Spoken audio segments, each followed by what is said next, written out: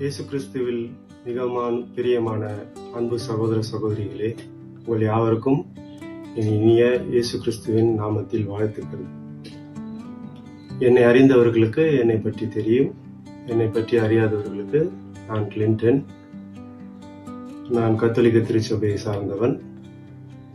என்னுடைய ஊழிய பாதை 20 வருடங்களாக நான் ஊழியம் செய்திருக்கிறேன், தொடர்ந்து செய்வேன். ஆண்டவர் என்னை அழைத்த காரணத்திற்காக உங்கள் யாவரையும் சந்திக்க எனக்கு ஒரு பாக்கியம் கிடைத்தது. 20 வருட பயணத்தை உங்களோடு பகிர்ந்து கொள்ள நான் ஆசைப்படுகிறேன். ஆண்டவர் எனக்கு கற்றுத்தந்த வேத வசனங்கள், மறைவுரை சொல்லுகின்ற சத்தியங்கள், நான் படித்து அறிந்து கொண்ட சில முக்கியமான விஷயங்கள், சில தீர்க்க தரிசன உரைகள், இவை அனைத்தையும் உங்களோடு பகிர்ந்து கொள்ள நான் ஆசைப்படுகிறேன். முதலாவதாக உங்களோடு நான் பகிர்ந்து கொள்ள நினைக்கும் இந்த விஷயங்களை நீங்கள் அவளோடு கேட்க ஆண்டவராகிய இயேசு கிறிஸ்துவனுடைய ஆவியை நீங்கள் பெற்றுக்கொள்ள வேண்டும். அதற்காக நீங்கள் ஜெபிக்க வேண்டும். உங்களுக்காக நானும் ஜெபிக்கின்றேன். மத்தேயு 6:33 என்ற வசனம் என்னை இங்கே அழைத்து வந்தது. அந்த வசனம் என்னவென்றால், ஆகவே அனைத்திற்கும் மேலாக அவரது ஆட்சியையும் அவருக்கு ஏற்புடையவற்றை பற்றியும் நீங்கள் சிந்தியுங்கள், இவை அனைத்தும் உங்களுக்கு சேர்த்து கொடுக்கப்படும்.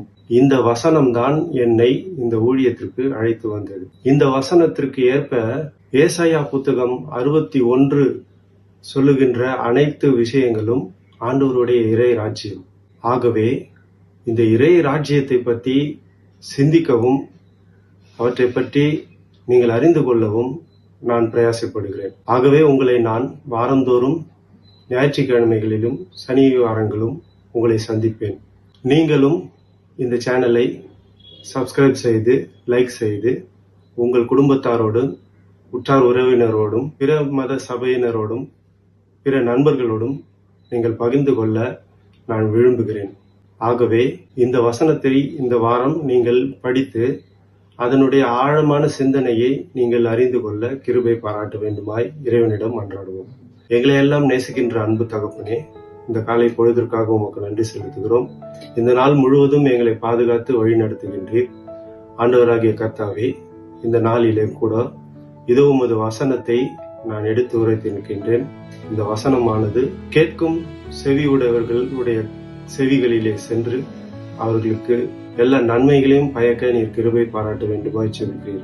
உமது வசனம் சொல்லுகிறது, என் வாயிலிருந்து புறப்படும் ஒவ்வொரு வார்த்தையானது அதனுடைய முழுமையான ஊதியத்தை பெற்று என்னிடம் திரும்ப வருகிறது என்பதை நீர் உமது வசனத்தில் சொல்லுகிறீர். அதுபோல உமது வசனம் சென்று கேட்கும் இந்த மக்களையும் பார்க்கும் இந்த மக்களையும் நீ ஆசீர்வதிக்க வேண்டுமாய் செல்கிறோம். தேவனாகிய கர்த்தர் உங்களோடு இருந்து உங்களை பாதுகாத்து ரட்சித்து காத்து வழி நடத்துவாராக.